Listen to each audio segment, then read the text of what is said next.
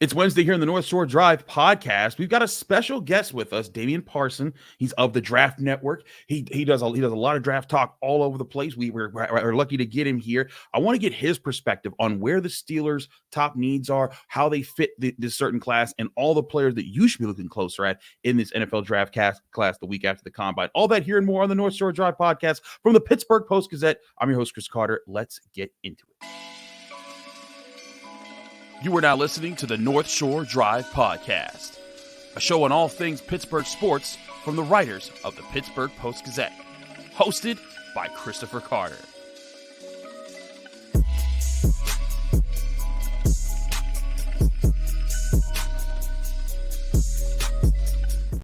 Hello and welcome to the North Shore Drive podcast from the Pittsburgh Post-Gazette. I'm Chris Carter, here with our special guest, Damian Parson. As always, you can find this show on your favorite podcasting apps and on YouTube. Like this video if you enjoy it. Subscribe to this channel to get all of our Monday, Wednesday, Friday episodes of this show and all the daily content that comes out from all our sports writers here at the Pittsburgh Post-Gazette. Our writer, also, this show is brought to you by Mike's Beer Bar, the best bar in all of Pittsburgh. When you go to Pittsburgh and you're looking for the best bar, Mike's Beer Bar has over 500 different available beers. 300 of those beers are local. 80 of those local beers are available on tap. They have over 20 televisions to catch whatever sporting events you want. If you're getting ready for March Madness, that's the place to go. More on Mike's Beer Bar later. As I said before, we're joined by Damian Parson. If you don't know who he is, you're about to learn. This man writes for the Draft Network. He hosts the Locked On NFL Draft podcast. He is here. He's there. He's everywhere.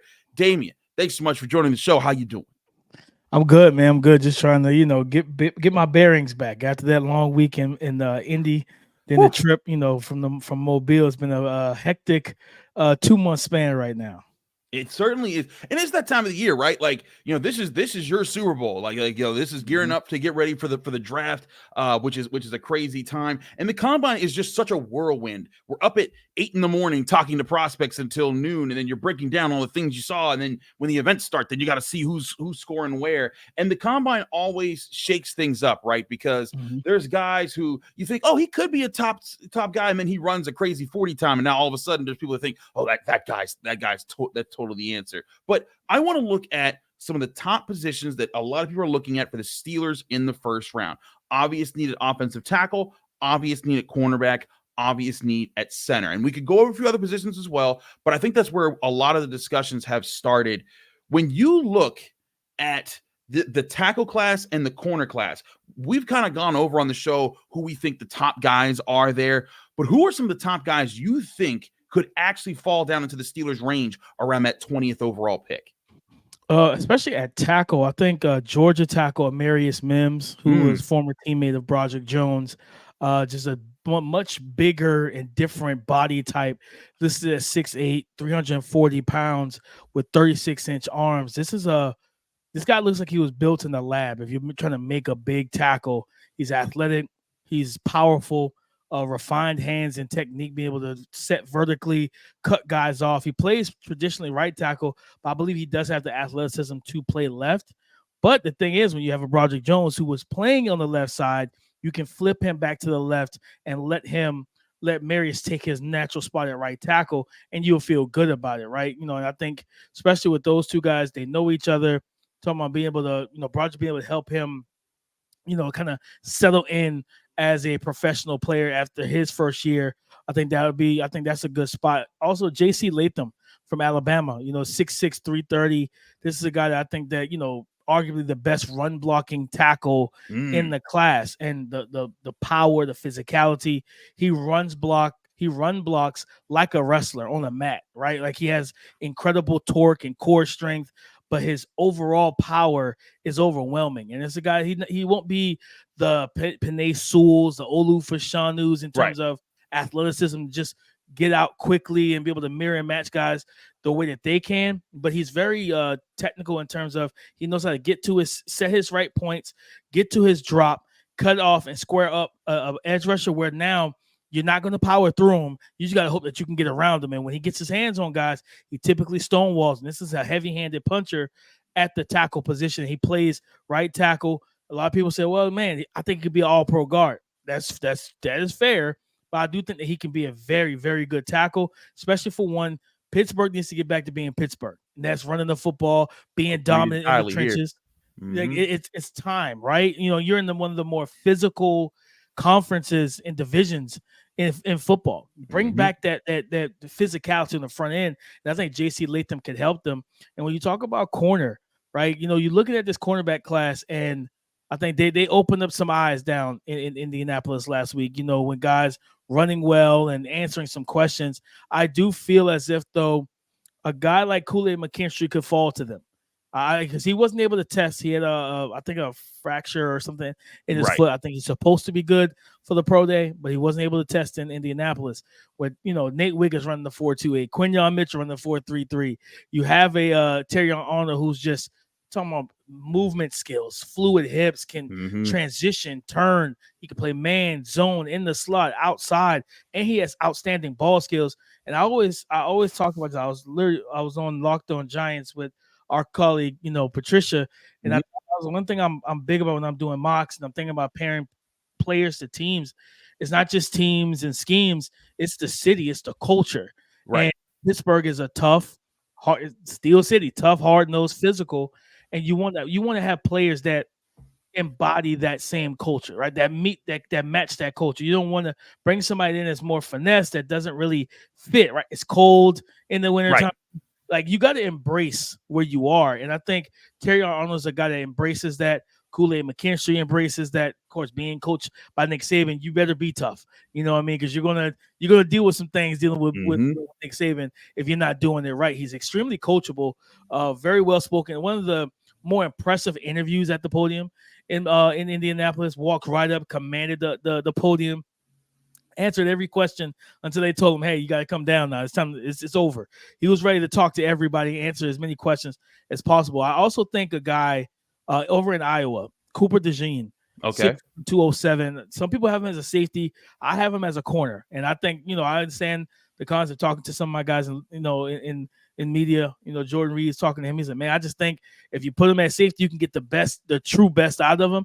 And I was like, "No, I understand that. For me, I'll put him at corner." He's in man coverage. He's more of a matchup-based guy, but I think you put him in that cover 3. He's a really good athlete, ball skills, tough, physical, but he's so much better being able to drop with his eyes paying towards the line of scrimmage where he can read the action going on in front of him, where his route concepts, get depth. If his receiver triggers down, makes a break on the end cut, he can trigger downhill, make a big hit, separate ball from body, but also be wary of testing him, because if you're not really paying attention to him, he will take the ball away, and he has the speed, again, straight line, to be able to take it back to the house and convert a turnover into points for your team. So I think those guys at the corner position could fall right into that 20 spot, and you feel good about it. I think Quinyon goes top 20. There's a slight chance that he could fall. Depends on how many quarterbacks go in front of him, then how many tackles go in front of him, how many receivers. We can see 45 receivers in that top 15 to 18. But I think if a team like Jacksonville doesn't take him, I think that he could slip to 20. And I spent time with this young man in Mobile. Intelligent, he's physical, battle tested was the word that I really wrote down about him. Like, this kid played on the island 1-on-1 in 2022 versus Marvin Harrison Jr., and he played his butt off, battled tooth and nail with them, the best receiver in his class by most of us, to the Marvin Harrison Jr. So to go up against the best of the best, go up against elite talent, and people looking like you as just a Toledo corner, I think that's when he really started to pop on the tape for a lot of scouts. And then this 2023, which is outstanding for him as well. And he's had a tremendous draft cycle. Dominant at the Senior Bowl, goes out and blow testing out of the water in Indianapolis, for the combine. This young man is going to be he solidified himself as a first-round pick. I feel you on that. Now, 2 questions on 2 people that you brought up in both of those position groups before we head to our first break. Amarius Mims, you're absolutely right. Stud as far as his build. He's a prototype, right? Like, you want him that. But a lot of people are saying he only started 7 games. Like, is that you can't go with a guy that early, and you can't try to go get that kind of a person when he has that little experience. Is that as big of a hang-up do you think that should be as big of a hang-up as some people are making it out to be? And is that the factor that might make him available at 20? I mean, it's definitely a factor, right? Because you want to see as many reps as possible, see what it look like. I always say, what does it look like when it goes wrong? You want to see what that looks like as an evaluator. But I think with it, I'm talking to some scouts and some people at the combine, and I heard the same thing over and over again. he's in terms of pass protection, he's maybe top 3 in his class. His pass protection skills are outstanding. So it's like all about him just getting the reps to learn the different style rushers and what you can and can't do at tackle and different things like that.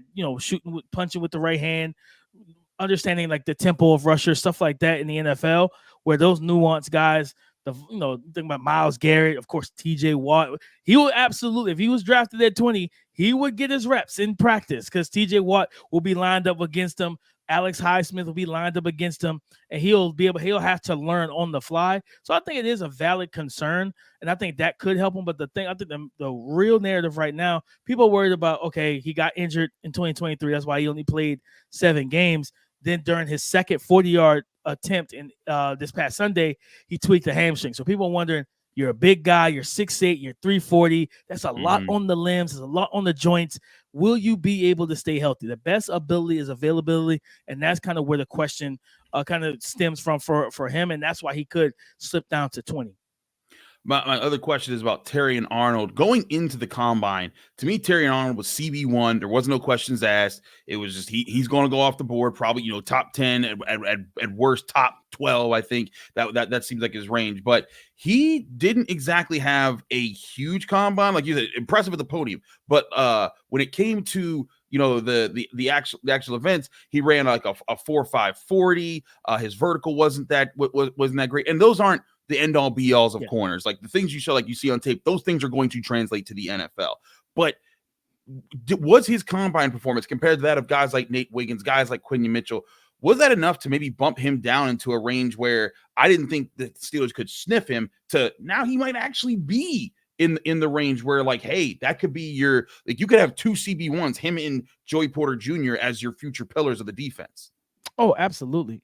Chris, like he didn't, like you said, he didn't test poorly, but it's just compared to his counterparts, right? It just was like, man, Quinyon running 4.33, jumping 39, you know what I mean? And then you have Nate Wiggins doing the explosive testing he did, 4.28 and everything else. It's like, man, like that's always gonna change the narrative a little bit. So I think that those guys testing the way they did absolutely is going to kind of slide him down the board just a little bit to where he's right in range for Pittsburgh. And then you're looking at, if you're Pittsburgh, you're just like, man, we didn't see this coming, but we'll happily take it. Absolutely.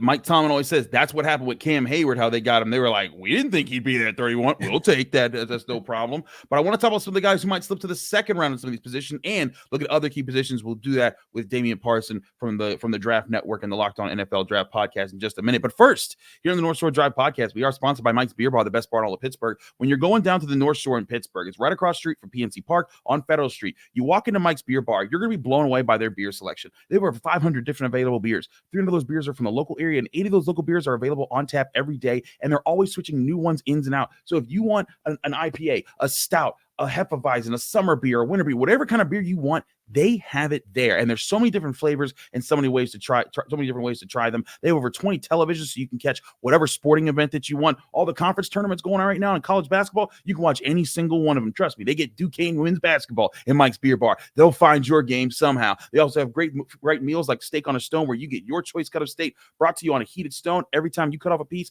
you press it into the stone, and that's how you choose how well done you want every single bite of your steak at Mike's Beer Bar. Go to Mike's Beer Bar today, the best bar in Pittsburgh. When you get there, tell them Chris sent you.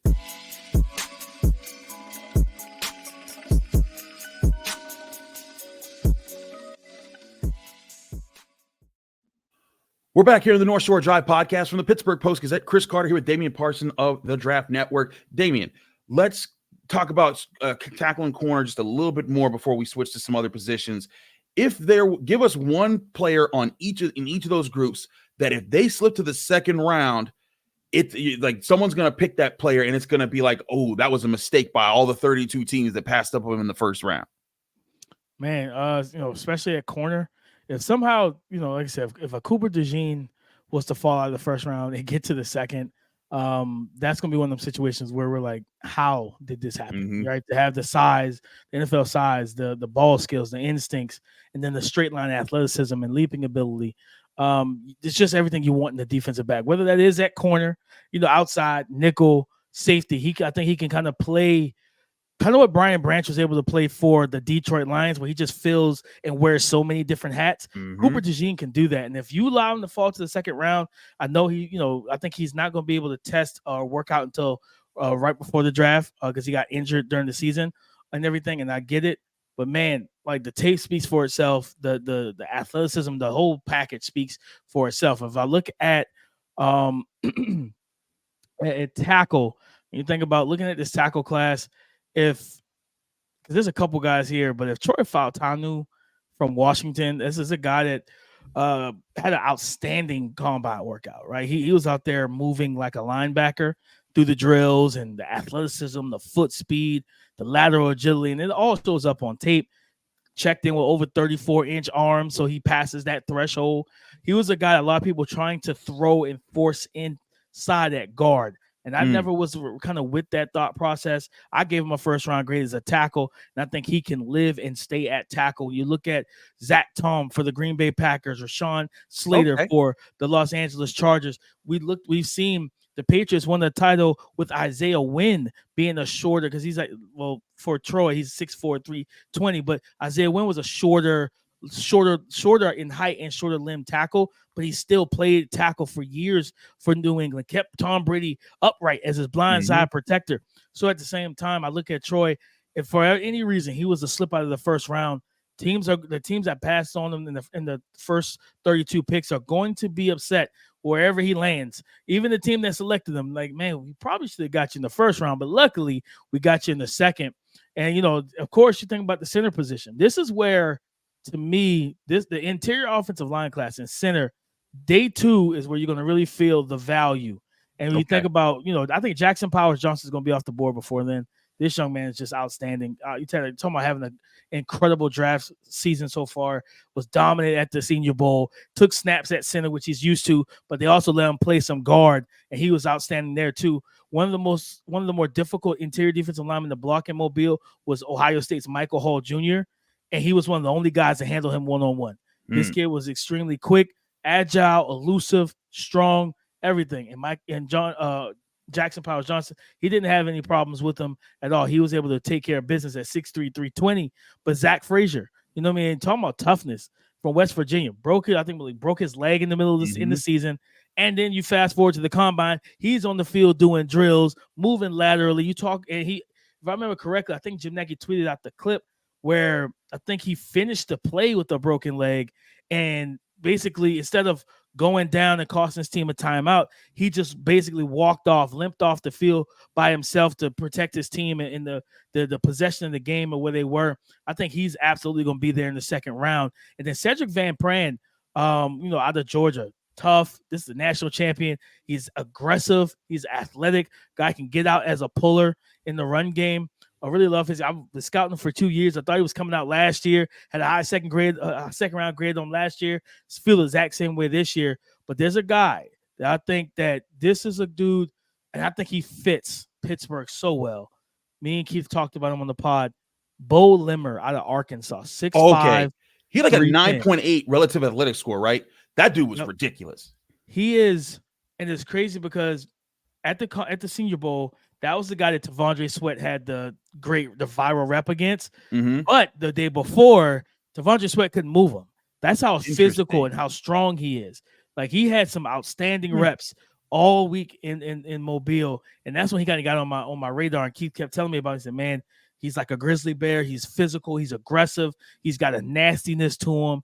And when I saw 6'5", 300, and just the way he's able to move, and like you said, the RAS score being so high, I think second round, I think he's – listen, we all positional value is so key, and I know it's such a buzzy term nowadays, but you just take, the Colts decided not to take Saquon Barkley and took Quentin Nelson. I feel like that was a good decision. I think we can all say that was a good decision.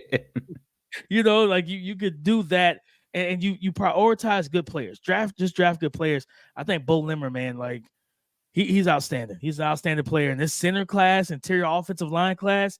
This is a good group. So here's the big question though. Steelers, there's a lot of Steelers fans that feel like, if you look back to this, all the great Steelers teams, they've had Marquise Pouncey, Dermontti Dawson, Mike Webster, Ray Mansfield, even Jeff Hardings when they won in Super Bowl 40. They've often had a great to very good center there. Is center too good to pass up in round one? Or can the Steelers afford to wait till round 2 or 3 and still find a guy that can become the long-term guy? Or even later than that, if they say they sign a free agent center and they say, hey, we're going to invest in these other positions, but get a sleeper in the later rounds who can develop. Yeah, I think, I love Jackson Powers Johnson. I love JPJ. But if you can get a Marius Mims, you can get one of these top-tier tackles that will help whoever's back there under center, right? Also be great in the run game. Continue to open holes for Warren and Najee Harris, right? I think that is the move. Or if you go corner, the drop off is not as steep, in my opinion, compared to as great as this tackle class is. Some of these guys in the first round, they're first rounders for a reason. To where that drop off a little bit in second, third round at tackle could be substantial, but you still get a high caliber starter. I think, like I said, with Bo Limmer, Cedric Van Pran, and then Zach Frazier, I'd have no problem, as much as I love JPJ, I have no problem taking one of those other positions, whether it's a top-tier tackle or a top-tier corner, being happy with that in the second, third round, getting one of those guys and having them look at him as a day one starter. I'm 100% sign me up for that.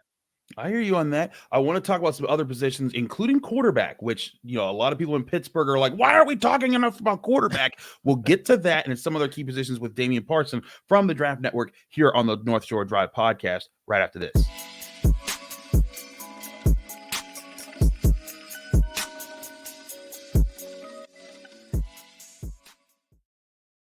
We're back here on the Wednesday edition of the North Shore Drive podcast. Chris Carter, Damian Parsons of the Locked On NFL Draft podcast, as well as the Draft Network. He does all the great research. He's a scout and everybody. All right, Damian, we've talked a lot of tackle, a lot of corner. I want to go real quick on day 2 wide receivers the Steelers could really benefit from.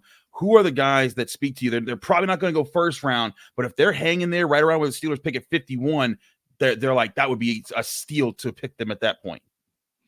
Man, I think about Ladd McConkey out of Georgia. Guy that absolutely has had an outstanding draft cycle, ran 4.39 at the combine, one of the best route runners. And you're talking about whoever's at quarterback, you want to give them an easy win, right? Somebody that can win easy. We know what George Pickens can do. We know what Deontay Johnson can do. A lot of people still hoping that Calvin can step up, right, and make the plays and be the deep threat. But at the same time, for me, if Ladd McConkey's there, and day 2, I run that card up to the table. I feel good about it, right? So Ladd McConkey, 6 foot, 185, 190, outstanding player. Troy Franklin, I think this is a guy that could slip to the second round. Speed at 6'1", almost 6'2". He was listed around. He weighed in at like 175, but I think he plays like around 182. A guy that could play on the outside, you put him into the slot, but he has that game-breaking speed where you're talking about running the football, changing the math, pulling that safety down, going cover 1, play action inside your own 45, close to that 50, take that chunk play. And he's that guy that can bring that. He also is a good route runner for the routes that he runs. He's a solid route runner, has a nice little release package as well.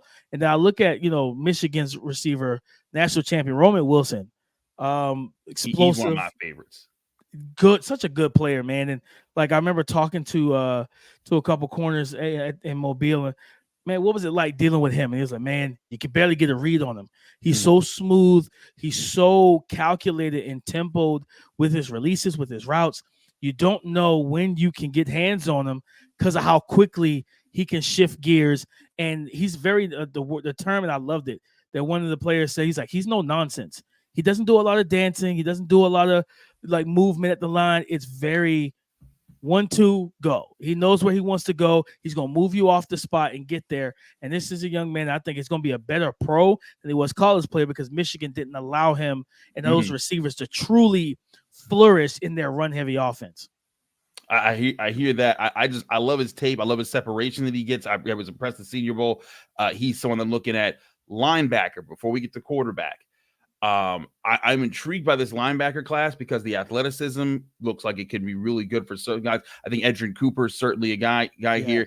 Peyton Wilson is the intriguing one, though. 6'4", had a very good combine, 4 interceptions, can cover, but the obvious injury questions, the knee injuries, the shoulder injuries, everyone's wondering, could he last in the NFL? Yeah. Where do you rank, if you were to pick 3 top linebackers in this draft class, and because I think that all those guys are going day 2 at best. There's no first-round linebackers like Jack Campbell, who you got took last year. If you're pick 3 guys, who are those guys and why? Peyton Wilson, Adrian Cooper, as you mentioned, and then Junior Colson from Michigan. I think all these guys have the athleticism, the size, the physicality that you need to play that linebacker spot. They can blitz. They can drop off in coverage. They will play the run. They play with instincts as well, can cover sideline to sideline. If Peyton Wilson didn't have the injury history that he has, and he still entered this draft class, he probably would be a late first-round pick, because when you have that NFL frame, that versatility to blitz, to cover, to stop the run, to do what he's able to do with that athleticism, you absolutely peg yourself as a first-round pick. But like I said, day 2, I think, was where these guys are going to come off the board. And like I said, I look at Peyton Wilson as, him, Adrian Cooper, and Junior Colson. And Junior Colson doesn't get a lot of hype or fanfare in this draft class just yet. I feel like people haven't gotten to his tape yet. But please watch him. This is a very good football player that can do multiple things for your defense. And, again, all 3 of those guys to me fit that Steeler mold and fit the city, and would do very well with a coach like Mike Tomlin, who's going to expect great things from him. Julian Colson just came from Jim Harbaugh. He knows what the expectation of being a champion is like. I think he would fit in very well. Junior Colson, from all accounts, seems like the Steelers are very much into him as well. With the visits they've been paying him, I think he certainly would be a great fit along with those other guys. All right, now we get to quarterback here. I'm going to acknowledge this. Like we've talked about a lot. I don't see the Steelers taking a quarterback in the first round. I don't see the Steelers taking a quarterback in the second round. But if there's a spot where the Steelers take a quarterback and it's like, hey, you want to get a young guy in the room, and maybe you're talking 3rd, 4th round pick, maybe 5th round pick, who is the ideal player that you think could be the sleeper quarterback, where, like, let's say they go with Kenny Pickett, it don't work out, and then all of a sudden this guy comes in, he's not like blowing it up, but he could be a serviceable bridge quarterback as they wait to try to take another stab at maybe the franchise quarterback? The 2 quarterbacks that come to mind, I think my 3rd round and 4th round range, I think my South Carolina's quarterback, Spencer Rattler. Okay. Arm talent, accuracy, ball placement. He's mobile enough to make plays with his legs, similar to Kenny Pickett. Can get out of trouble and get out of the pocket, extend plays with their legs. And I think he had a outstanding, a great week in Mobile. He did well at the combine as well, and he set himself up to rise up some boards come April, come next month's NFL draft. And now I think about this game, but neither one of them, both of those guys are 23 going on 24. Joe Milton out of Tennessee is a guy that, and I think in everything in perspective, I think he needs a coach like Mike Tomlin. I think a coach like Mike Tomlin can get the best out of him. This young man has just raw tools. Like, it's insane. And I met him. I hung out with him. He's a jovial young man, like, loves to have fun, loves to just be kind of the icebreaker, loosen up the tension in the room. But one thing, he's intelligent enough. He understands. He's aware of things and where the draft is. I think if you can get him 4th round, say, you know what, Kenny, hey, you're the starter, right? But if you don't play well by the time week 6, 7 comes around, go ahead and put Joe Milton in. And Joe is a guy that, with the arm talent, of course, we all saw the throw, at the combine where he paused. And it was crazy because I spent time with him. I watched him drop back. I said, he's going to wait. I said, he wants to show that arm off. He gives the guys like a 5-second head start, and he just bombs it. And before, he gives the little gun signal before the guy even catches it, like, yep, I know I got that. And he turned around, and, it was a viral moment. But I think he just has a lot of unbridled, raw talent. He's probably, I think, he's a 4.5 athlete. He didn't test, but from what I was told, he could hit 4.5 at 245 pounds at 6'5". This is a natural God-given athlete, and I do believe that 4th round, if I'm Mike Tomlin, I want to take a swing, right?